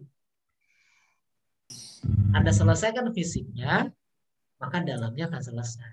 Itu dua hal yang berbeda. Ya. Paham? Paham ya? Paham. Ya. Nah, contohnya gimana? Kalau itu salah satu diagnosanya adalah apa ini luka emosi atau tidak?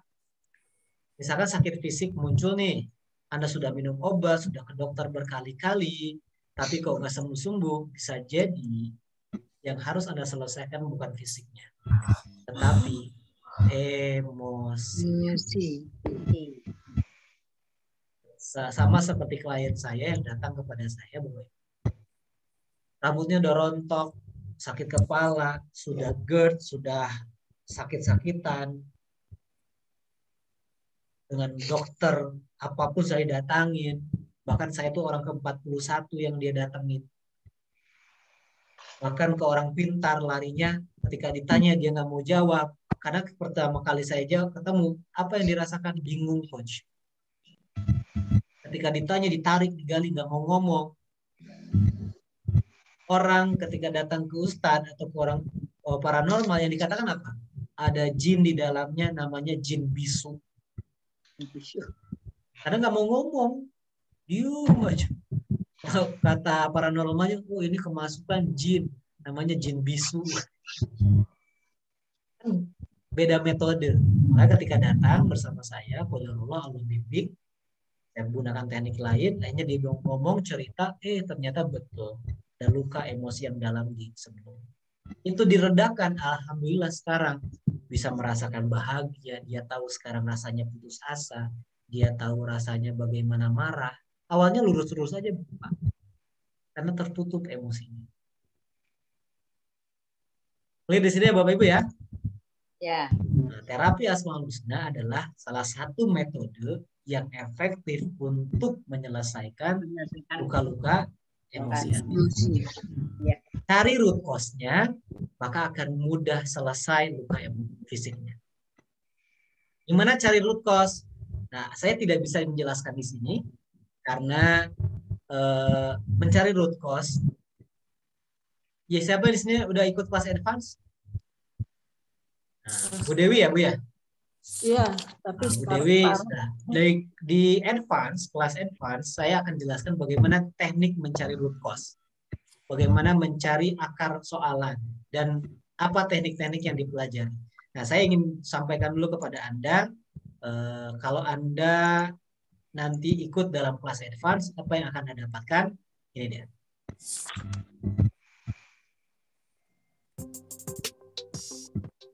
Assalamualaikum warahmatullahi wabarakatuh.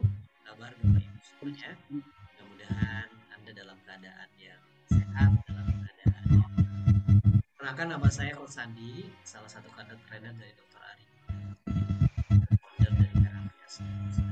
Ada yang bertanya kepada saya, Coach, mengapa harus ikut kelas advance terapi Asmaul Husna? Tentu baik Anda mempelajari yang basic, itu sudah sangat powerful. Terapi yaitu sembunyi. Namun kalau Anda ingin lebih maksimal lagi, kemudian ingin terus mendalami dan kepentingannya juga ingin membantu bukan hanya diri Anda, tapi untuk orang lain juga, saya sarankan Anda join dalam kelas advance. Kenapa? Karena ada 4 modul baru yang akan Anda dapat. Pertama, Anda tidak hanya belajar 9 titik, tetapi sampai 18 powerful, yaitu menyasar seluruhnya 12 titik meridian yang duduk di dalam. Yang kedua adalah Anda akan mempelajari teknik gamut. Apa itu teknik gamut? Teknik untuk menstimulasi otak. Ada kalanya otak kita ini beliefnya belum yakin. Nah, dengan gamut dirubah menjadi keyakinannya lebih kuat. Ada kalanya dengan terapi Asmaul Husna dengan teknik 18 ini belum terlalu signifikan efeknya. Dengan gamut nanti ada 9 langkah cara gamut pelajari dalam kelas. Yang ketiga adalah Anda akan belajar tentang teknik surgit. Apa teknik surgit itu? Anda mewakili klien Anda, keluarga Anda, atau orang lain yang ingin Anda terapi. Anda posisinya adalah orang yang ingin Anda terapi. Gimana caranya? Dipelajari di kelas advance dan juga ada namanya energizing terapi yang menurut Gary Craig, seorang penemu dari EFT ini, kalau Anda lakukan energizing terapi, energinya sama seperti Anda sedang berolahraga. Gimana caranya? Nanti ketemu dalam kelas ini. Mudah-mudahan ini bermanfaat untuk Anda. Saya Coach Sandi. Assalamualaikum. Nah, ini kelas advance. Saya akan buka Bapak Ibu. Insya Allah di minggu depan, di Jumat 4 Februari dan juga Selasa 8 Februari. Ini 2 sesi ya, kita akan ketemu. Kalau ada yang mau join, sama seperti batch sebelumnya. Ini 18-19 teknik energizing, dan saya akan jelaskan lagi satu teknik baru yang saya baru pelajari. Saya baru ambil level 3 advance ya dari salah satu master trainer EFT di Indonesia. Saya belajar itu dan saya ingin sharingkan kepada Anda salah satu teknik yang baru yang ingin saya sampaikan. Oke, nanti jumpa ya di kelas advance. Namun ini memang tidak free. Saya ada fee komitmen untuk apa? Agar Anda sungguh-sungguh. Nah, tidak besar, hanya Rp300.000 untuk 2 sesi ini. Ya, Rp300.000 untuk 2 sesi. Kalau Anda mau meyakinkan diri Anda, kemudian untuk menaikkan level energi, lalu untuk menambah lagi ilmu dan juga bisa menyembuhkan orang lain, saya sarankan Anda ikut ini. Ya, ketemu minggu depan. Siapa yang mau join? Angkat tangannya. Oke, ya. Dan saya mempelajari teknik ini, Bapak Ibu harus investasi berapa? Berarti awal 6 juta, sekira-kira 8 jutaan untuk belajar ilmu ini. Ya. Tapi fee komitmen hanya 300.000 untuk apa? Agar Anda lebih sungguh-sungguh aja. Inginnya saya gratiskan, namun namanya gratis biasanya apa? Ya. Di grup aja ya 200 lebih yang daftar di WhatsApp. Karena memang gratis, jadi ya asal-asalan aja, suka-sukanya aja. Nah, yang memang sungguh-sungguh aja yang datang, yang biasa-biasa nggak ikut aja, karena nggak ada resiko, betul nggak? Ya. Jadi, ayo untuk komitmen diri Anda, ya. Itu Bapak Ibu semuanya. Nanti saya akan share informasinya di grup ya, bagi yang mau. Kenapa level energi kesadaran ini penting? Seperti yang saya sampaikan, karena kesembuhan ini ada di sini. Dengan cara apa menaikkan ini? Salah satunya adalah dengan mindfulness. Apa mindfulness itu? Ketika ada rasa sakit datang kepada Anda, cukup Anda rasakan. Anda sadari kalau Anda sedang tidak baik-baik saja, kurangi cerita. Ya, kurangi cerita tapi rasakan. Saya sedang tidak baik-baik saja. Rasakan. Jangan dihindari. Jangan dihindari, tapi rasakan aja kalau Anda sedang tidak baik-baik saja. Ya. Ini Bapak Ibu semuanya mudah-mudahan bermanfaat untuk malam hari ini. Bermanfaat Bapak Ibu? Bermanfaat. Anda sudah tahu sekarang bahayanya luka emosi? Ya. Tahu. Banyak di luar sana yang terluka, bahkan saya pun korban dari luka emosi. Ya. Namun ya nggak mau ya harus sembuh, betul kan? Nggak mau harus selesai. Istri saya juga sama sedang berjuang untuk menyelesaikan luka emosi. Kenapa? Karena takdir kan nggak ada yang tahu gitu. Kita lahir dari keluarga yang seperti apa, orang tua seperti apa, pola asuh seperti apa, itu semuanya kan bukan kehendak kita. Kalau sudah ada terluka, kemudian di kondisi usia kita hari ini, kita udah terima. Karena orang tua kita pun nggak tahu bahwa itu adalah sesuatu yang menyebabkan luka kepada anaknya. Karena orang tua kita pun sama korban dari sebelumnya juga. Oh, kita hari ini kita selesaikan sama-sama. Ya, dengan cara apa? Ya, kita terapi sama-sama. Yuk, kita mulai terapi Asmaul Husna dulu. Bismillah. Masih ingat ya? Yang belum paham atau yang belum ikut di pertemuan pertama, saya sudah siapkan rekamannya bagi yang perlu aja ya. Dan infak silakan. Kenapa harus infak, Coach? Agar berharga ya. Agar berharga ilmunya. Yuk kita sama-sama terapi Asmaul Husna. Masih ingat rumus kipas? Masih. Apa kipas tuh? Gas. Busuk. Ikhlas. Ikhlas. Pasrah. Ya, kita sama-sama kita lakukan terapi. Silakan minum dulu Bapak Ibu. Minum dulu. Yang baru join, baru ikut, ikuti aja ya flow-nya ya. Jadi kalau memang perlu rekamannya, pertemuan pertama, saya sarankan Anda lihat, kan ini penting.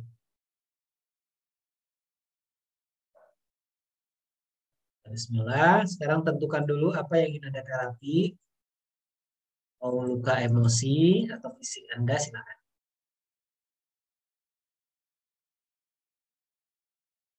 Nah, kita mulai rasakan berapa skornya. Kalau 10 berarti Anda merasa sakit yang luar biasa. 8 Anda yang tahu. Setelah ini sekarang tarik nafasnya dari dalam. Dari hidung, tarik nafas. Tahan. Hembuskan. Tarik lagi nafasnya lebih dalam. Tahan. Hembuskan. Tarik lagi nafasnya lebih dalam lagi. Tahan. Hembuskan. Tutup matanya. Sekarang bicara sama Allah. Tokoh Allah. Sampaikan. Bicara sama Allah. Apa yang ingin diselesaikan, khusyuk, ikhlas, pasrah. Kalau ada luka emosi, sampaikan. Anda ikhlaskan, Anda terima. Bahwa itu adalah perjalanan hidup yang tidak bisa Anda lewati. Sudah menjadi bagian diri Anda. Sekarang Anda serahkan kepada Allah. Dan boleh set up istighfar. Astaghfirullahaladzim.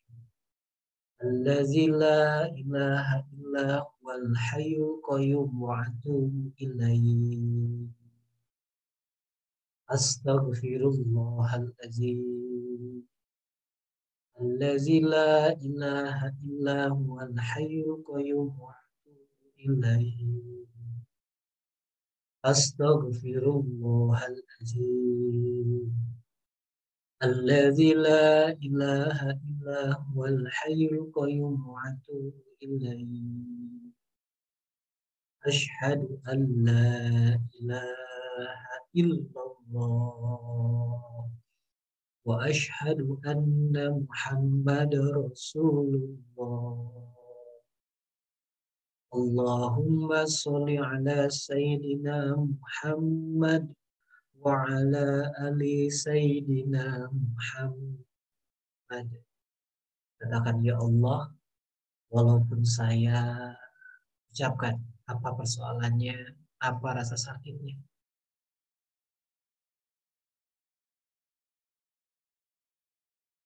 saya ikhlas, saya ridho, saya terima, saya pasrah, ya Allah, dengan apa yang saya rasakan. Ucapkan rasa sakitnya apa. Apabila ini karena dosa-dosa saya, ya Allah, saya mohon ampun, saya mohon maaf, ya Allah. Dengan kekuatan Asmaul Husnamu, berikan kesembuhan, berikan kebaikan, berikan kekuatan, ya Allah. Dengan apa yang saya rasakan, sebutkan. Ya Allah, walaupun saya, ucapkan lagi, apa rasa sakitnya, persoalannya, perasaannya. Saya ikhlas, saya ridho, saya terima, ya Allah. Dengan rasa sakit ini, ya Allah. Apabila ini karena dosa-dosa saya, ya Allah, saya ikhlas, saya terima, saya ridho. Jadikan penggugur dosa bagi diri saya. Dengan kekuatan Asmaul Husnamu, ya Allah, berikan kesembuhan, berikan kebaikan, berikan kekuatan, ya Allah, untuk diri saya.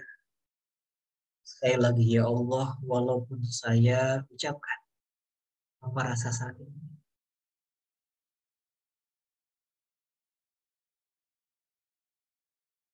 saya ikhlas, ya Allah, saya ridho, saya terima.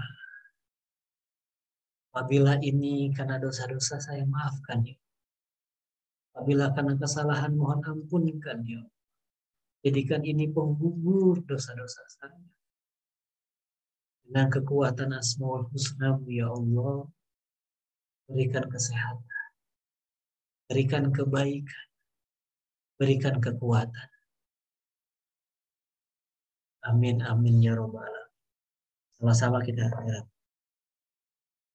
Ya Allah, ya Rahman, ya Rahim, ya Malik. Ya Kudus, ya Salam, ya Mu'min, ya Muhaimin. Ya Aziz, ya Jabbar, ya Mutakabbir, ya Khalid. Ya Bari', ya Musawwir, ya Ghaffar, ya Qahhar. Ya Wahhab, ya Razak, ya Fatah, ya Ali. Ya Qabid, ya Basit, ya Khafid, ya Rafi. Ya Mu'iz, ya Muzil, Ya Sami' Ya Basir. Ya Hakam Ya Adil Ya Latif Ya Khabir. Ya Halim Ya Azim Ya Ghafur Ya Shakur. Ya Ali Ya Kabir Ya Hafiz Ya Mukir. Ya Hasib Ya Jalil Ya Karim Ya Rakib. Ya Mujib Ya Wasi' Ya Hakim Ya Wadud. Ya Majid Ya Ba'id Ya Syahid Ya Haq.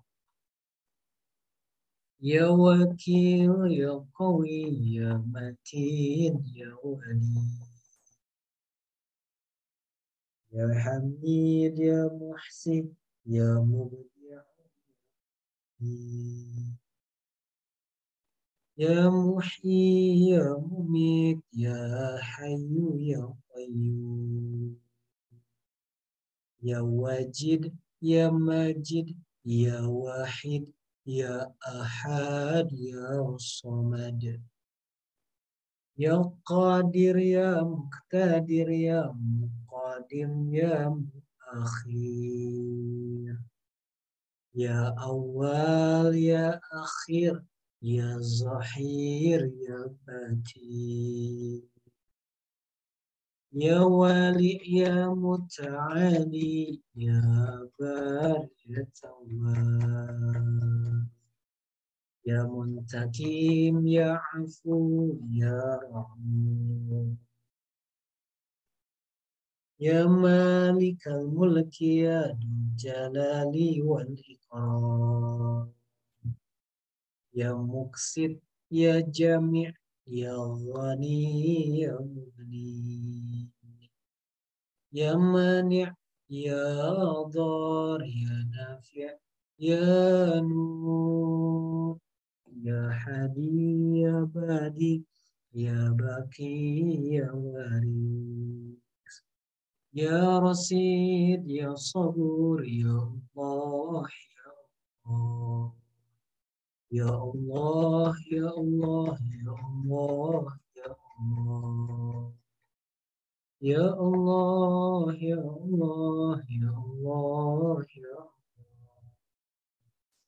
Ya Allah, Ya Allah. Ya Allah, Ya Allah, Ya Allah, Ya Allah. Ya Allah, Ya Allah, Ya Allah, Ya Allah. Ya Allah, Ya Allah, Ya Allah. Ya Allah, Ya Allah, Ya Allah, Ya Allah. Ya Allah, Ya Allah, Ya Allah, Ya Allah. Ya Allah, Ya Allah, Ya Allah. Al-Fatihah.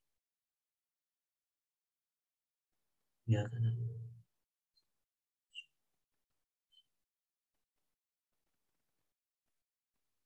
Amin amin ya rabbal alamin. Mari angkat kedua tangan.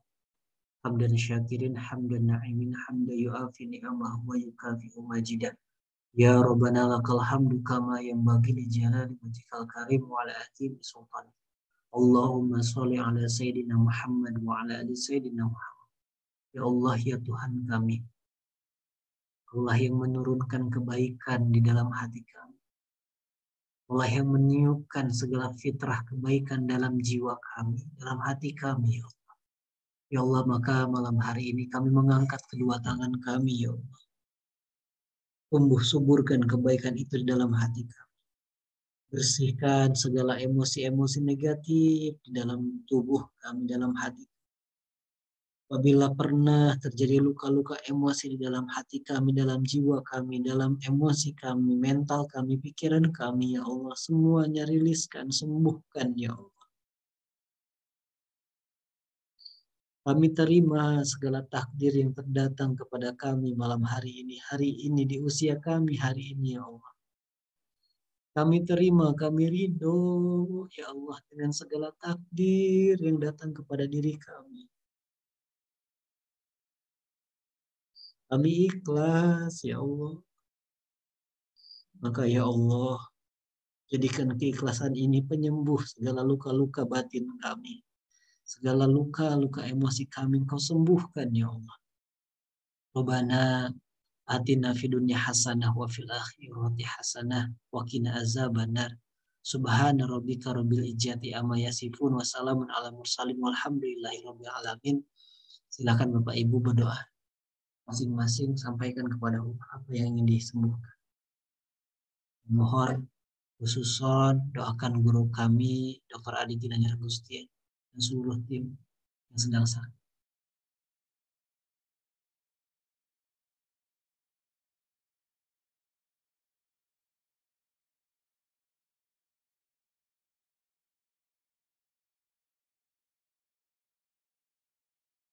Amin amin ya rabbal alamin. Al-Fatihah. Ya karena boleh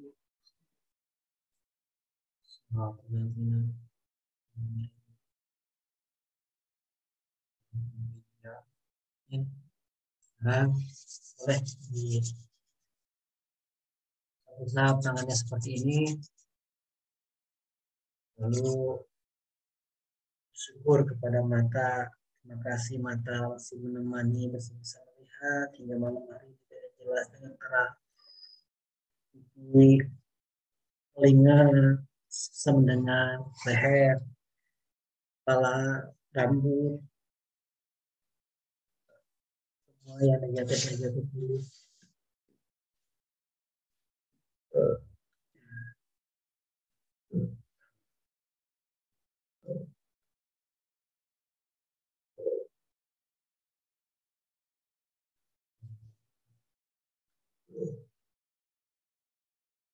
Amin amin ya rabbal alamin. Cakaran adalah. Lalu silakan minum Bapak Ibu semua.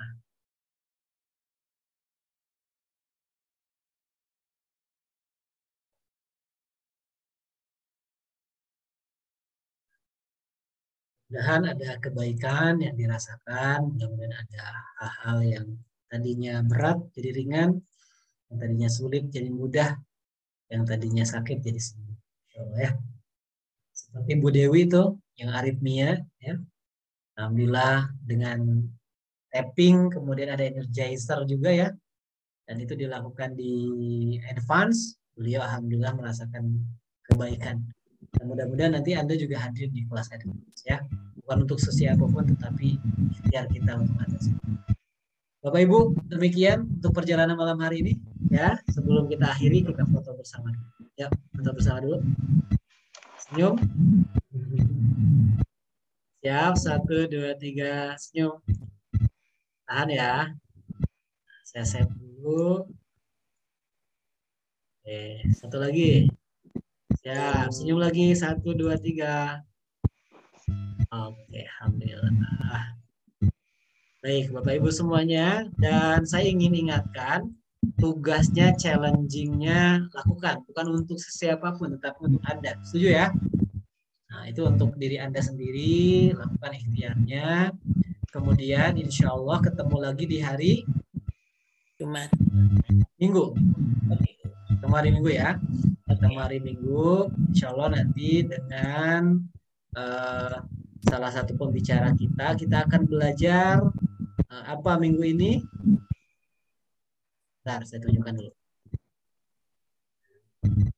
Kita akan belajar bersama Coach Sayaka ya, face yoga. Dan ini langsung dari Jepang. Nah, tepuk tangan dulu dong. Beliau langsung ngajarnya dari Jepang ya. Langsung untuk Anda, free of charge untuk Anda ya. Namun kalau Anda ingin berbagi, nah saya siapkan wadahnya, namanya Sebar Kepo. Setiap hari Jumat kami berbagi sedekah beras dan juga bahan-bahan sembako ya. Tiap Jumat rutin. Berarti sudah setahun kita insya Allah tidak putus, minggu ke minggu selalu kita berbagi untuk mereka yang memerlukan. Sembako ada minyak di dalamnya, ada mie, ada susu, ya, bahkan berasnya 5 kilo setiap hari Jumat, Sabtu Minggu kita bagi-bagi, dan di setiap akhir bulan, berarti bulan ini kita akan berbagi kepada anak-anak hafiz Quran. Ya, ada juga alhamdulillah donatur yang setiap bulan beliau menyisikan uangnya untuk berbagi Quran untuk mereka. Jadi insya Allah kita akan salurkan. Ini salah satu cara untuk menaikkan level energi, menaikkan level kesehatan kita semakin dengan cara berbagi. Demikian Bapak Ibu semuanya. Terima kasih. Sampai berjumpa lagi nanti di grup. Besok kalau ada pertanyaan silakan sampaikan di grup. Nanti mudah-mudahan kita jawab masing-masing. Ya. Mohon maaf lahir batin. Salam sehat untuk semuanya. Assalamualaikum warahmatullahi wabarakatuh. Waalaikumsalam warahmatullahi wabarakatuh.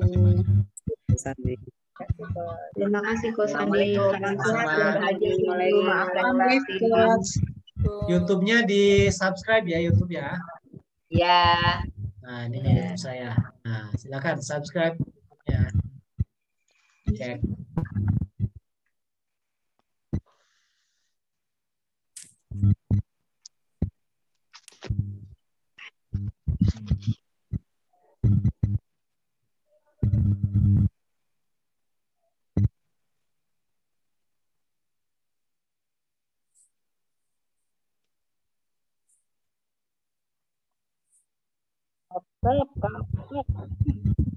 Laptop nggak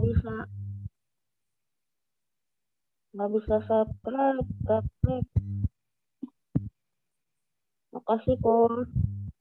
Kasih coach. Sama-sama. Sampai jumpa besok. Jam minggu insya Allah.